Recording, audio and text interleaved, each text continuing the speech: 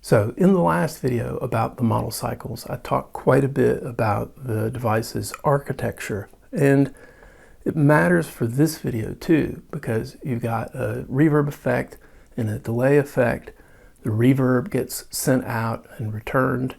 The delay gets sent out and returned. But the delay, only that first hit, the initial hit that is going straight through the system, actually picks up the reverb. And the echoes from the delay, they don't go through the reverb. And it really does matter because it sounds like this. Now, compare that to what I was using in the song that was up front. And so there's a spaciousness, it sounds like in the case here, that all of the repeats are far away because of the reverb. Whereas here, the first hit is far away, but then the delay echoes are right up next to us. And you may not want that. That's the way the architecture is, so we have to find some workarounds on that. Now, about a year ago, I talked about the same thing on the model samples, and there was a fix on that because you can just record your samples with reverb, and it's not quite the same, but you do get a more kind of homogeneous effect. And so that's one way to deal with it over there on the model samples. But on the model cycles, the way I dealt with it in the song up front and what you can hear right here is that that's just a very long decay, and I'm not even using the delay. I'm using the reverb, but I'm chopping the envelope with the LFO on the volume. So the volume is just being cut in and out. So in some ways it's more of a tremolo effect, but it has a nice kind of reverb type sound. Now, I feel like this is a good fix, and it also opens up the possibility of doing a ping-pong delay. Now, you can do a ping-pong delay with the built-in delay by just LFOing the panning left and right, and that sounds like this.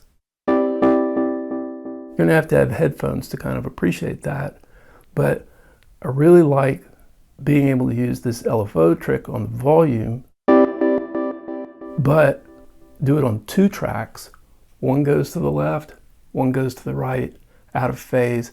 And you can even detune one of the tracks. It gives a really cool ping-pong delay. So I'll put some details about how to set that up in the description, but I think it's really pretty. Okay, so I like the delay on the model cycles a lot, and that's why I'm dedicating a whole video to it. I want to cover 4 different things.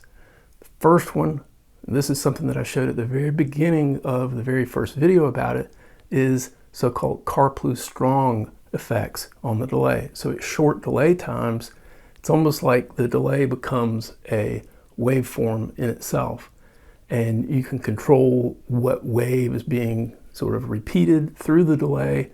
So there's a little bit of a FM potential there. It has kind of a metallic sound, but it's cool. And we'll delve into that. So that's the first topic. Second topic is going to be sort of a more traditional use of a delay to make ghost notes. And so this is on something like kick drums, other percussion, where that just by turning up your delay send, it enables you to take a pattern that has a certain style to it and really fill it out and give it a completely different style. So we'll go into that. Then third thing is going to be something that I did an entire video about on the model samples. You can do the same thing on the model cycles, and that's using the delay buffer as a type of looper. So what we're going to do is send 16 trigs worth of sounds into the delay buffer and then change over to another pattern and be able to have the initial thing that we did keep on looping and play on top of that. So it's sort of a way of increasing the number of tracks on the model cycles. Then the last thing, fourth thing, I'm going to talk about what we did in the first three in an outro, and then kind of as a extra special fourth thing at the very end of the video, I'm going to talk about feedback on the delay. And the reason I'm doing it like that is it's a way that is potentially something that's bad for your ears or bad for your stereo or that type of thing. And so it's got that slight little caveat up front that you have to really pay attention to what you're doing on the device to make sure that you don't hurt your equipment or certainly not your ears. So not going to be recommending headphones for that part of it. But I thought about just not even bringing it up, but it's going to happen. If we play with this thing and use it the way that it's meant to be used, occasionally it's going to start to feedback, and knowing how to control that and how to limit the volume on it, and also ways that it can sort of go out of control when you wouldn't think that it would. These are all things that I think we're all going to be ultimately safer in terms of hearing or equipment damage by knowing the details about that. So that's going to be the last thing. All right, let's go ahead and dive in.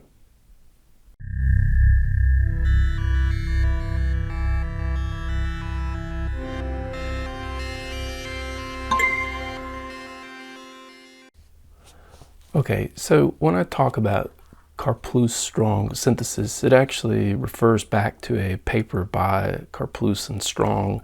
It's in the Computer Music Journal, and that was 1983. And it's a very specific method that they developed in terms of how you did it with digital computer methods at the time. And basically, it's a term that's used, I think, just sort of generically to refer to getting tones out of a delay, particularly a filtered delay. So might not be using it completely accurately, but I'm going to just sort of stick with what I hear other people say as well. So let's go ahead and get started. First thing is going to be to use the Control All feature of the model cycles. And I want to talk about that for just a sec, which is that I can, for example, turn the delay send up on all the tracks, which I want to do by holding down the track button and then just cranking it up. And I'm going to make it full 127. Okay, so that gives us delay. Now, word of caution about Control All. It doesn't immediately make all of your tracks have the same parameter setting. So for example, with decay, if some of these in the initialized preset have different decay values, if I do Control All, what that does is actually change by a certain amount. So if I hold track down and then change this 28 for track 1 to 38, it will have jumped everything else up by 10. And so if you really want to sort of like push everything together to the exact same spot, you kind of got to do, it's fairly intuitive. I'll just run it all the way up to kind of get everything locked at the top and then pull it all the way down. And I'm going to set a very low decay, something like, I'll use 4. So that sounds like this.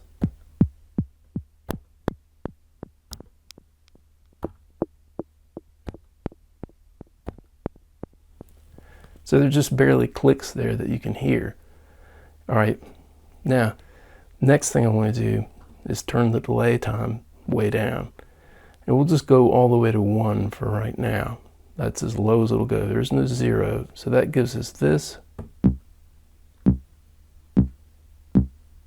And in this Karplus-Strong type of scenario, instead of worrying so much about the decay of the actual sound at first, we can get our decay to be longer by using the delay feedback. So right now it's fairly low.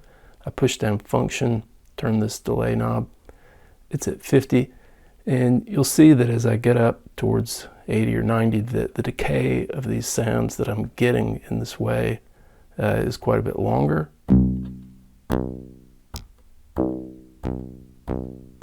And you'll also see that they have a fairly similar sound, because we've just sort of got, by having the decay that low, we've got just sort of a audible pop that then gets repeated. And that decay is as the delay feedback sort of eventually washes out, and it washes out fast because we have the time set so low. So if I were to make this longer, and just sort of use your imagination to hear that as kind of a wave, where the delay is what's giving us our oscillation. And so you can see parallels to wavetable synthesis, I think even FM synthesis a little bit, where you can basically take the delay time, and that relates to a pitch. And it's a pretty cool sound. Now, what you'll find though is that as you introduce the decay of the actual track, you can get different and a lot of interesting sounds as well. So if you think about what that is I've got my envelope of the track sound, and I'll just pitch it all the way down, or sorry, turn the send off so you can hear it. So you've got that. So instead of just sending a clip into the delay and getting that sort of as the Karplus-Strong source, you can send an entire envelope into the delay, and then that gives, you can just think of it as like a copy that gets made very, very close by, so it sort of builds up and makes a different type of sound from the actual sound that you've got. So it's all sort of smeared together. All right, well, we can do that on some of these others. So that was the kick, here's the snare.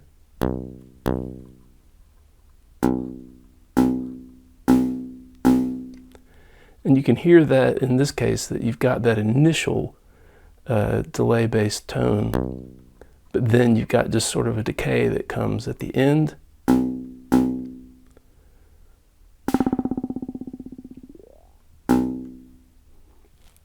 And there's a reason for that we'll get to in just a second. I'm going to go to the third one here. Now this really exemplifies what I'm talking about. I can turn the decay up, and you can hear that there is a sound being made in the metal there, but it really doesn't reproduce in the same way that something like the kick does. Why is that? All right, camera battery died. So, as I was saying, the reason for why you get such different behavior between, say, the kick and the hi-hat metal synth, it has to do with filtering in the delay. And this is something that we'll see in a while in the looping section of this video, is that high-pitched sounds don't get reproduced in the model samples or model cycles delay as well. And so there is a filtering that takes place, and if all you've got is high-pitched things, then they basically get wiped out fast. And the thing to think of is that this is getting run through the delay very many times. And so if you slow it down, you can hear it a little bit better. I'm even going to turn that up. Yeah, so you get the idea that not everything is going to work in this way, but some of them are going to be better than others. So you can take a preset and just explore different times.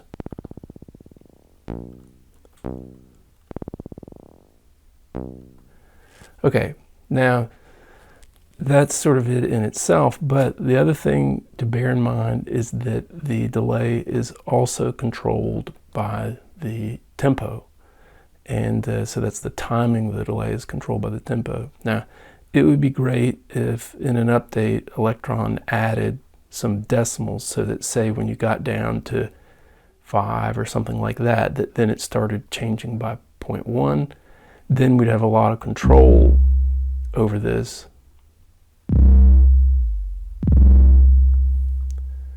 Back off on that so you can really hear. Okay, so that would be a way, if there was finer control at the low end of the delay times, then that would be a way to have good pitch control.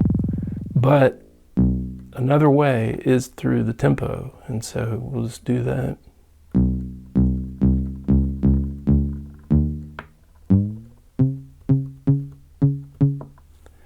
Now I'm going to jump this decay up. And this is where we start needing to talk some about the feedback. That, okay, I'll just go ahead and demonstrate it here so that nobody has a problem with it at home, which is that if I'm at 100 and hit this, that's a nice tone. I can change the time. And with higher tempos, you can get actually some pretty nice control.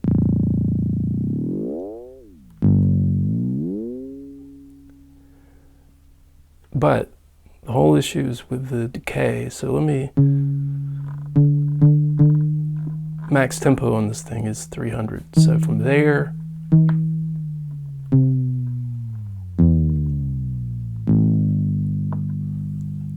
down to there. Well, the lowest is 30, but it's not even going to be audible or as a click. Okay. Now, I'm going to just pick somewhere around 200 and talk again about the feedback, which is that, again, right now I'm at 100. That's as long a decay as you're going to get, because the issue is that if you go over 100, it becomes a positive feedback, which is something to be very careful about. Even if I go to 101, it's going to trap that and start to have it grow.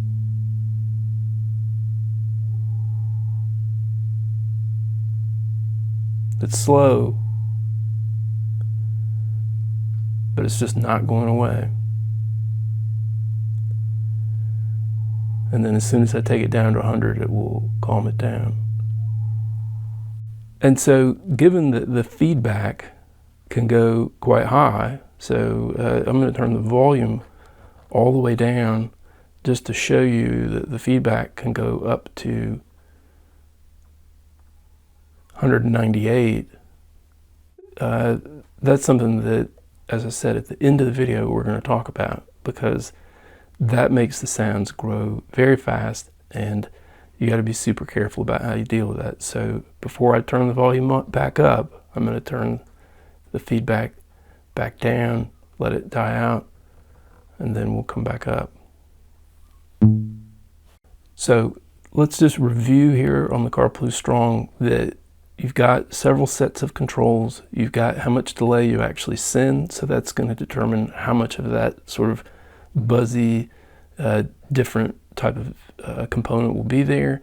You've got the delay time that's going to control the pitch, and also the tempo that's going to control the pitch. Then you've got the sound itself, and whether you have a long decay or a short decay. And then along with the delay time, you've got the delay feedback. So I'm going to send that up to 100, so that's the max. And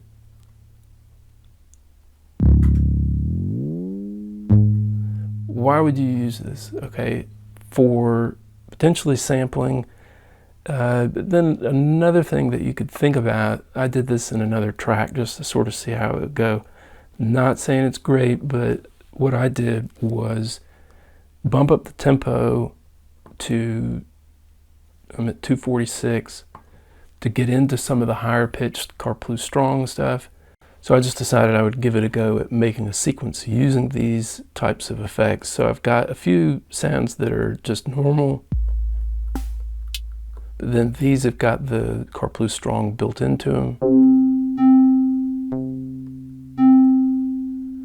And one thing that you can do with that is that when I start this playing,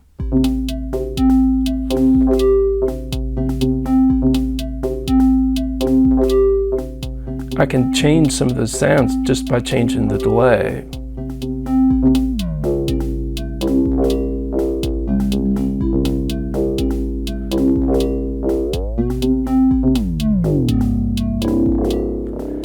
Anyway, not trying to push this as a great piece of music, but just to say that it might give you guys some ideas about how to incorporate that type of sort of sci-fi sounding KARPLUS-STRONG.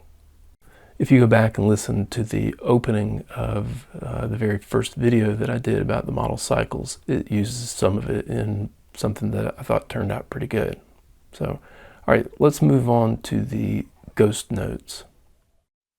Okay, so whereas the KARPLUS-STRONG stuff is more about making a sound from the delay, I want to now talk about a more musical and rhythmic application for it. And to do that, I'm just going to use the initialize preset, and I'm going to put in some notes for sequence. Nothing too complicated. I'm going to go with a kick drum on 1, 4, 8, 10, and 13. I've got some notes for this, so just to make it a little faster.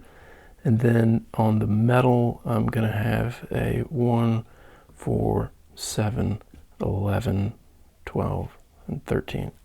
And so that's going to sound like this.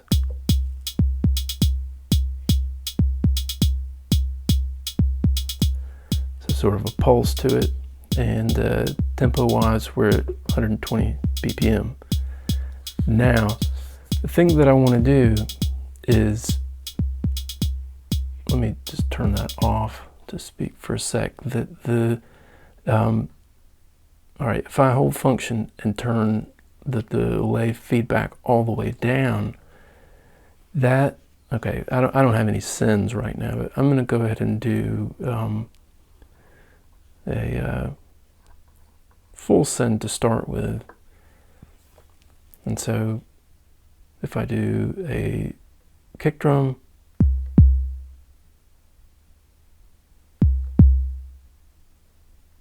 okay, so what that's doing is giving one repeat because it's got a delay feedback setting of 0. All right, and then I'm going to boost that time. To start with, I'm going to set it at 88 was a number that I ended up liking for this. Okay, so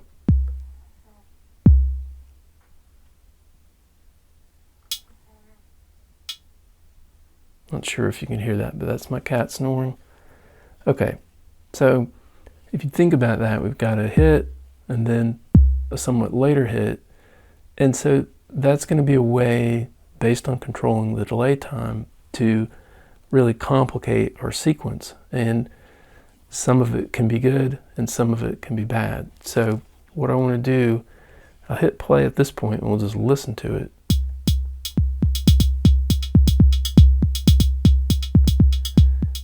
And you can hear that now it's different, but one thing that you can do to really kind of make it a little bit more human, a little bit more dynamic, is to change that delay send .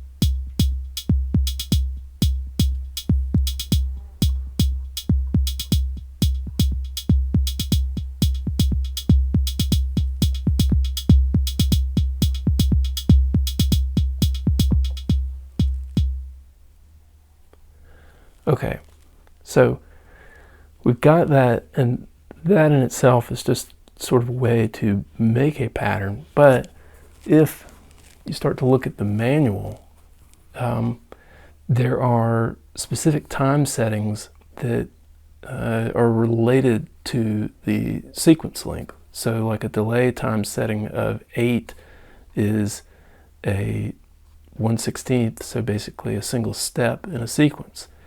And the max time, a 1/28, that's going to be lasting the full sequence. And so I poked around and found some settings that I liked. I found some settings that I didn't like. So for example, if you play 92 for the delay time,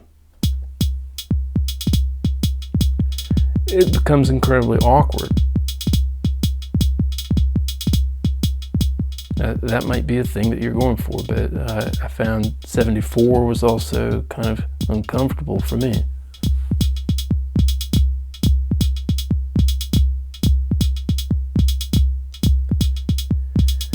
And so you get different effects. Like I thought 96 had a nice sort of tight effect.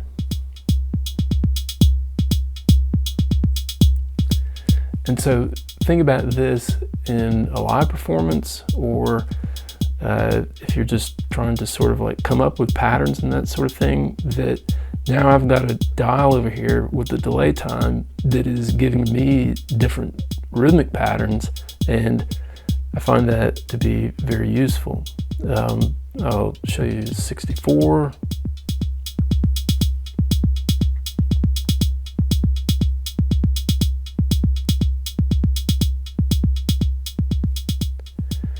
And I even thought that 80 was nice. So it's just the sort of thing that what numbers are right, you can use that page out of the manual, and what numbers are right are going to depend on the type of music that you're doing, but it's just a way to introduce complexity, and you've got control in terms of the delay send to either diminish those ghost notes or enhance them. And then one last thing that you can do, I'll go back to 88 on the time. I think that was sort of a favorite.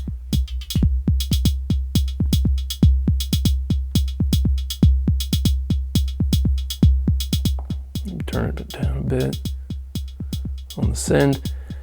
You can also try and change the feedback. It's going to make things get quite complicated, but it might be in a way that you like.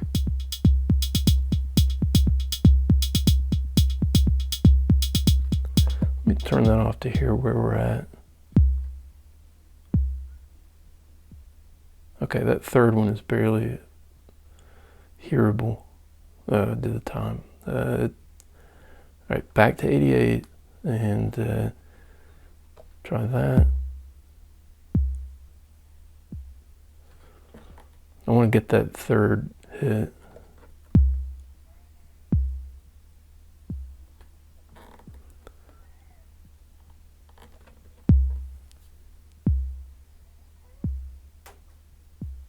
Okay, so that's a third one and a little bit of a fourth one.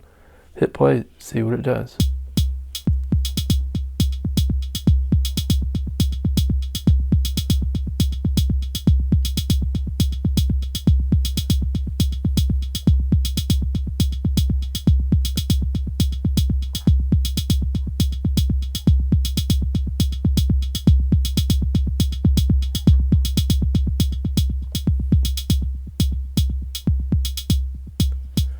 Okay, so I think that gives kind of a nice, more dynamic sound than just the sequence itself, and it's one more use for the delay. Now, I did an entire video about looping on the model samples. I think it was like a year ago, and a lot of interesting stuff there, and it's very similar here. And so the place to start is just by doing Control All, and we're going to send. I always forget to send it, so I'm sure it'll happen at some point, but now this was the initialized preset, so you know, it's actually 6 presets, but just sort of the, when you do pattern and clear all, this is where you end up. And so Now that I've got the delay synth, you'll hear it there, etc. And this is the point to start thinking about the difference between certain types of sounds. And so we're going to go back to the kick, and I'm going to go all the way up to the brink at 100 to keep us neutral on the feedback. And we're just going to let it go for a second.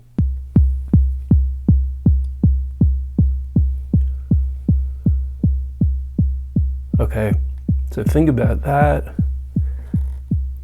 And I'm going to always be zeroing the feedback, possibly waiting a second for the last one to come out, and then go back to 100. And we'll compare the snare.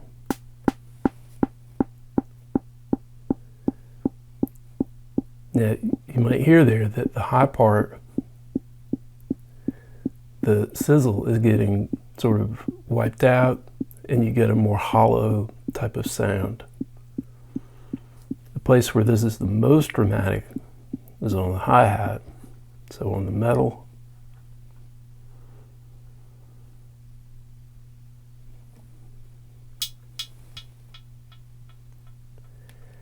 and it almost sounds like I have something set wrong, but I'll compare over here. That's just one hit flying in the delay.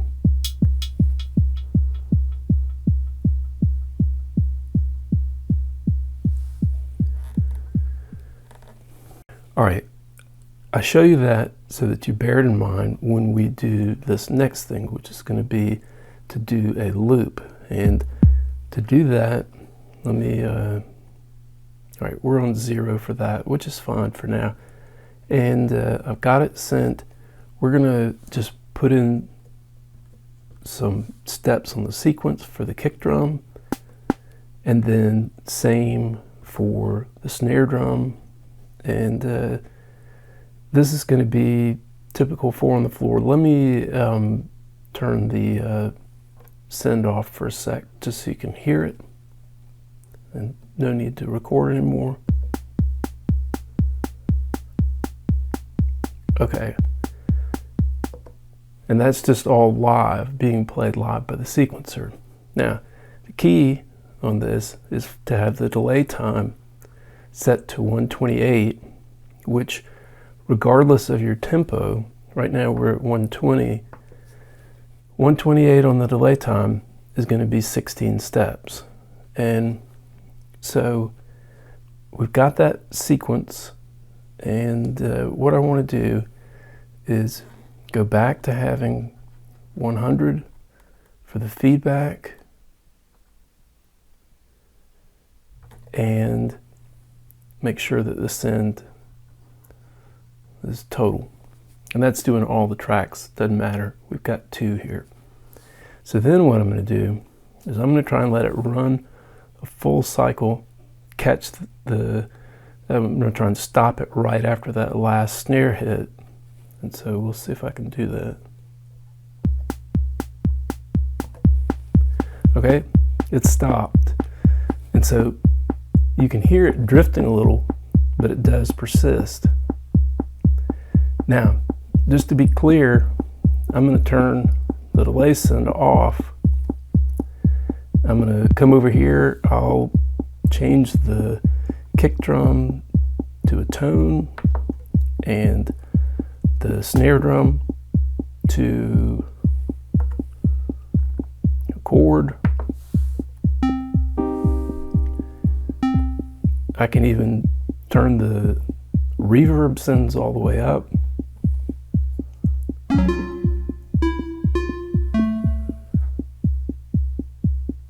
Give it a little more decay.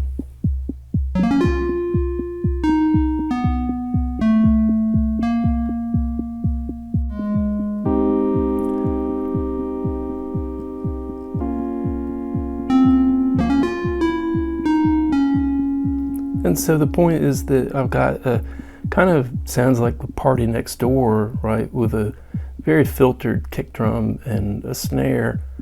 And then I'm able to completely change the machines to the tone and the chord, add in reverb. And the key is that I don't send anything on the delay, because right now this is still at 100. And so anything you send there, like play a melody or whatnot, and it would go into the buffer. But point being that I've got 4 sounds from 2 tracks.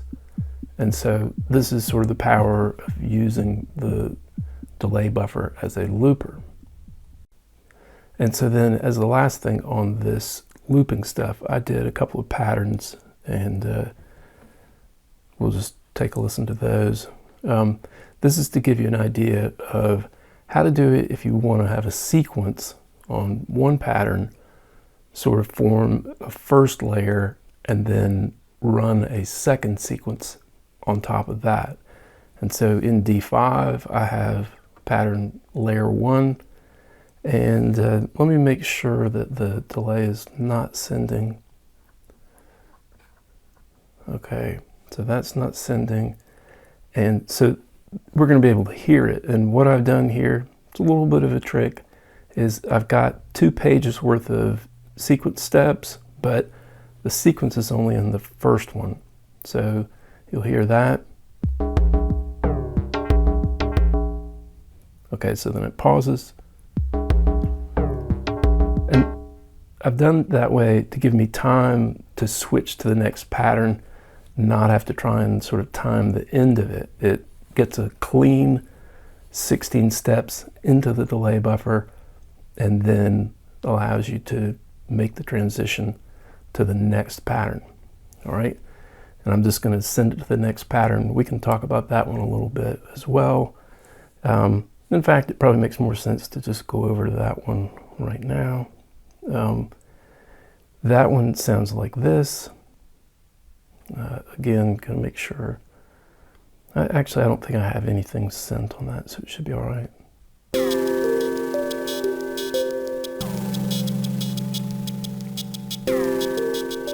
So pretty straightforward, but what you'll see is that in your live track that you're doing, so the live layer, I've got the hats on here. So I had a whole bunch of percussion on the lower layer, but I put the hats on the live layer, layer 2, so that along with these chords, and I'm not even using the chord machine, I'm using 3 different tracks, similar sounds, similar preset sounds, and using that to make a chord on all the tracks, and then sort of a melody on track 6. And I'm able to use all of these tracks for the tonal part because I'm putting the rhythm part into the delay buffer. So that's one strategy on all of this. And so again, hats are live, some melody. And then another part of this is that you have to make sure that the pattern that you're going into, even though you're not sending stuff to the delay, you have to maintain that delay by keeping the delay buffer at 100, the feedback that is, and then also the keep the time at 128. Probably not going to be sending anything. Then the other thing, and this is probably a thing to be consistent, but I've done some stuff where I actually changed tempos. I've got a tempo of 90 in layer 1, tempo of 90 in layer 2. And if you look at that model sample, model samples video that I did on looping, I did some stuff at the very end of that involved switching back and forth between patterns that have different tempos. And so it sort of squeezes and expands the delay buffer, which is pretty cool. And that would probably work on the cycles as well. But anyway, we're just going to do this.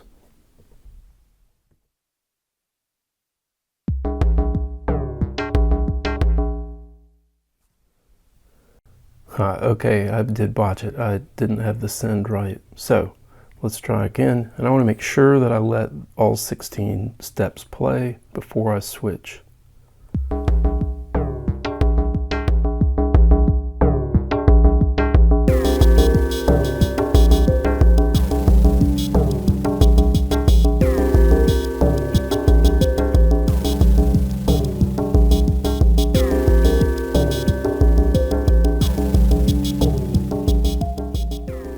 And so just think about basically the sheer number of tracks that are going in this.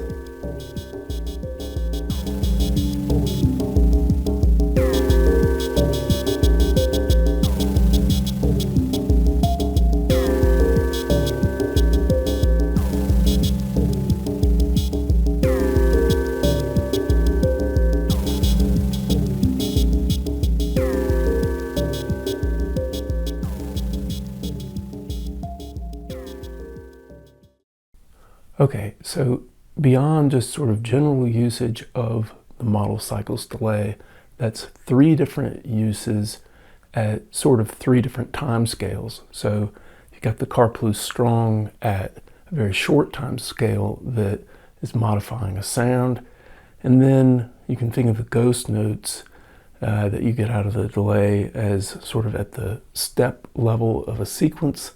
And then the last thing that we just did about looping, that's something that happens at more of the entire time scale of a sequence itself. So that's a lot of different things that you can get out of the delay effect on the model cycles. Now, the 4th thing that I'm going to close out with, I want to treat this a little bit more carefully because it really employs feedback, and in this case, it's back again to the short time scale. I'm using the feedback to get loud and to have that be sort of I think of it as kind of like a hidden synth on the model cycles. You can use the delay feedback to get a tone that you have some control over the pitch and the timbre, and I think it's quite interesting to sort of see how to hook that up and use it with the rest of the synthesizer. I'm even going to use a external reverb to give it a little bit more of a depthy sound, and so hopefully the outcome will be good. But cannot emphasize enough that when it comes to feedback, and I'll show this in just a second, it doesn't matter how you have most of the synth set. If the feedback is high, it can get loud and it can do damage to potentially your stereo, your hearing, and so you have to be careful. And the real gate on the whole thing is the master volume. And so we keep it low, and that means we're going to have to make the other stuff to sort of go along with it, maybe some beats or that sort of thing, be very loud, pump up levels on other tracks, add the volume and distortion, add the punch, and try to get competitive volume-wise with the feedback sound. But if you do ultimately end up doing this in headphones, realize that down in the settings, and I feel like that I just want to say this in case somebody has to do it that way. It's the only way that they have to do this with the model cycles is with headphones. Then make sure to go down in the settings and set the threshold for your headphones low.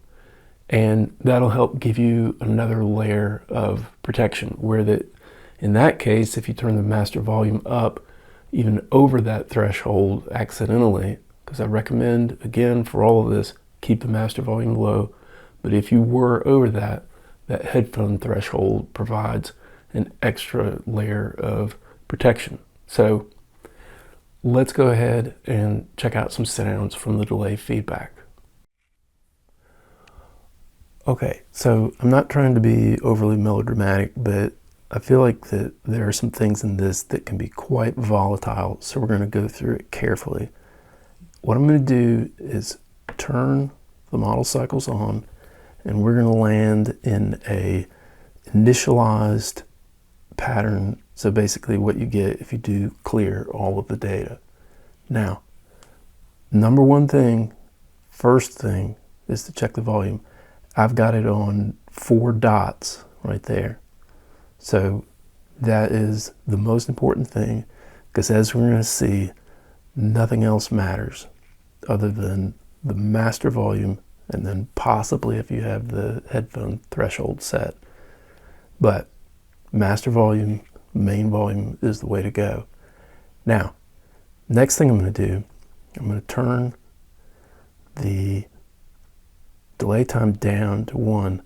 This makes it so that when feedback does occur, it happens fast and lets you know how fast that it can happen. Then what I'm going to do right now is I'm going to turn the feedback up. So push function, turn the knob.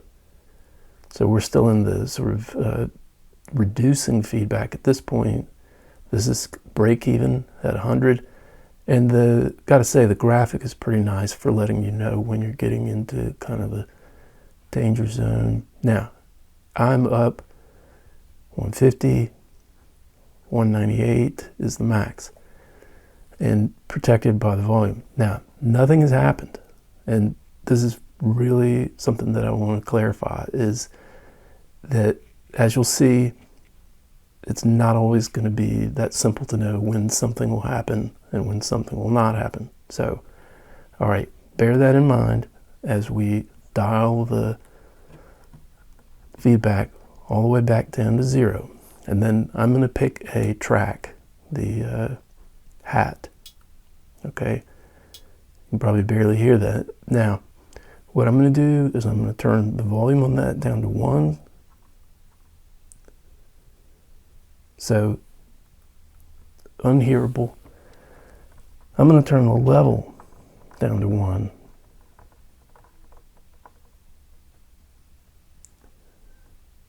Okay, and then I'm going to turn the delay send up to 1. And I'm going to hit one hi-hat note. I'll do it down here. Okay, now I'm going to turn the delay send off, volume to 0, level to 0. So there's really nothing coming out anymore at this point. But I have put something into the delay buffer. And so this is where we have to really think of the model cycles as a digital device, and that the delay buffer is critical. So still at 1 on the time, crank this up, and what you'll find is that as you get to the 125 or so range,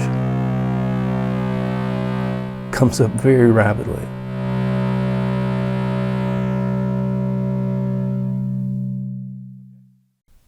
Okay, so now just to make really clear what's going on, what I want to do is go to pattern, and I'm going to do pattern clear all data. All right, so that's it. We're back to the initialized state. But if I go here, turn the delay down again, and then turn up the feedback,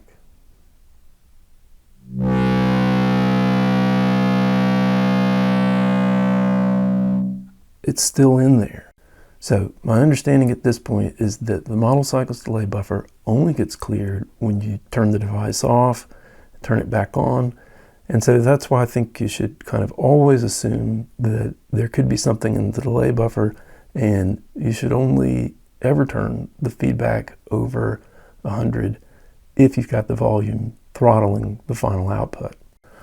Okay, so that's sort of the warning, but now let's talk about why we would want to do it in the first place. And I think that you'll see that it's quite cool. The first thing that we'll do, let's just put this, that's still at 1, okay. We'll send a little bit of, I'll just send the hi-hat all the way. And so let me turn this, not quite there. Okay, delay is being sent. Okay, so that's working, and it's just because we're in the low feedback regime that you really can't hear it at this point. So turn it up.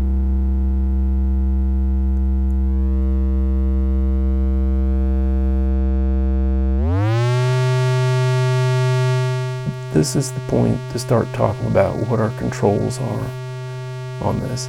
Once you've got a sound going in the buffer, what can you do with it? Well, you can change the pitch by changing the delay time. So that's basically an octave step. 5th step, I think, and okay. So we've got that, but then the feedback itself has sort of a timbre effect on the sound. So I'm going to go to high pitch.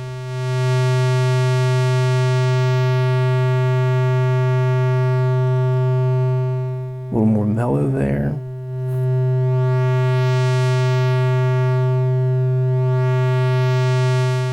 So that's pretty cool. But then, as always, we can go to the tempo to control the delay timing.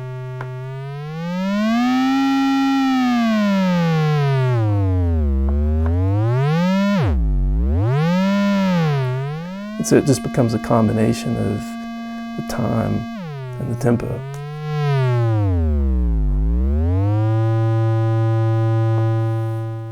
All right, now that in itself, it's kind of interesting, but next thing to do is start glitching the delay. So to do that, what I'm going to do is send it up, capture some stuff in the buffer, and then send it back down.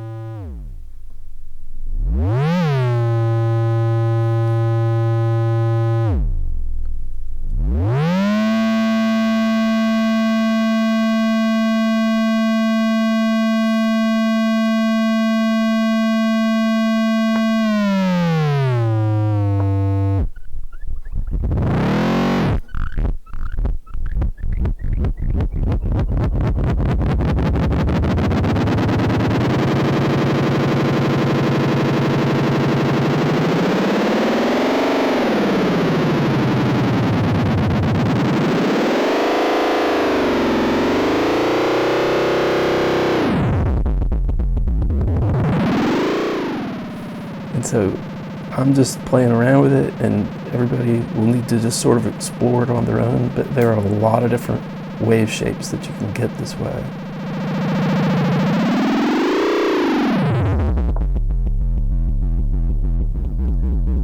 Okay, and then the next thing to address is, well, does it matter what the sound that you put into the feedback loop is?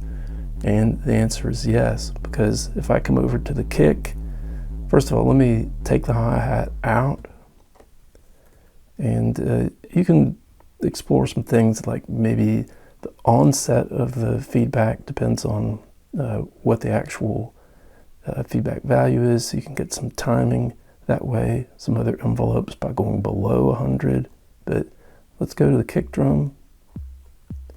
What I want to do is turn that way up, punch, distortion, also level. So I want it sort of comparable to the feedback sound. Now, I'm going to put the send to that.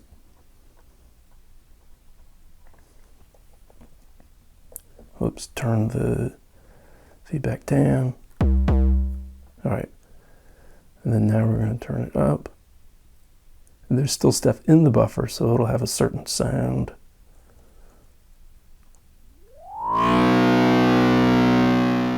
But by using a different source straight into the loop, you can get a lot of different sounds.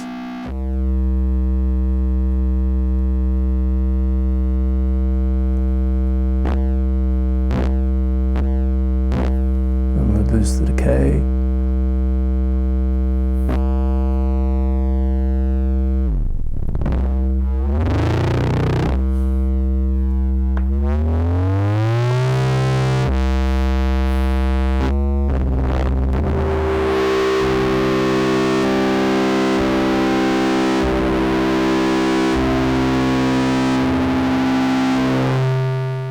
And now I'm putting different frequencies in that are going to interact differently depending on what the actual delay timing is.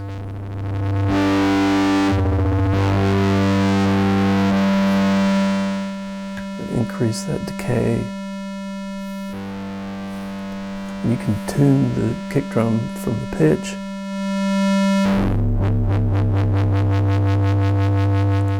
And these are like beat frequencies and such. It's some fascinating sounds.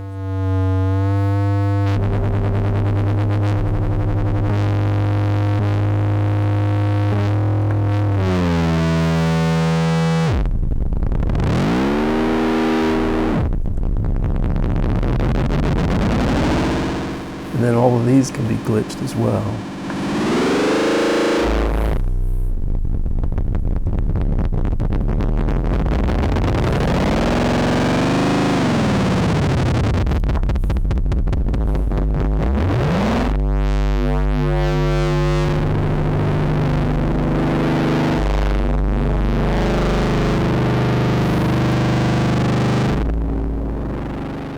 And I'm not even thinking about setting up sequences, but that seems like something that could be done as well.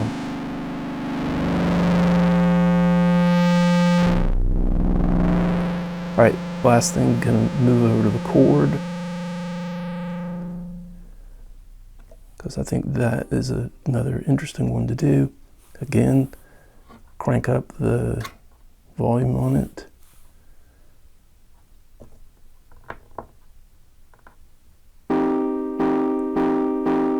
Add punch even. Actually, I may try it without it. Lengthen that decay. Okay, maybe lower it a little bit. And we're just going to feed that into the buffer.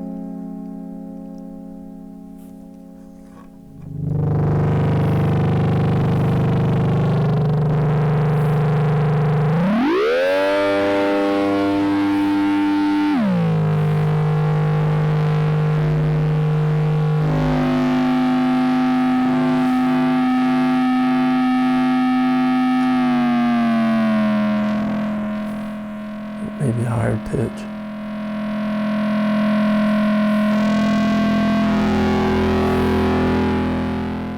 Some different chords.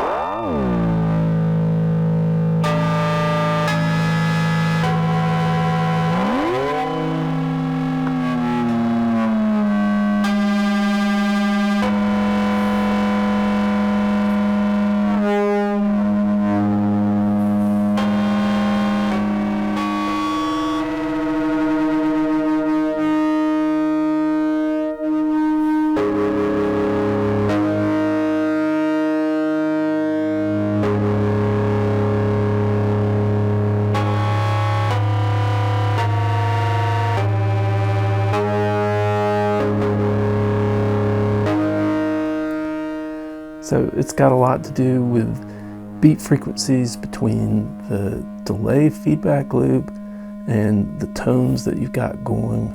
And there's so many different things that you can explore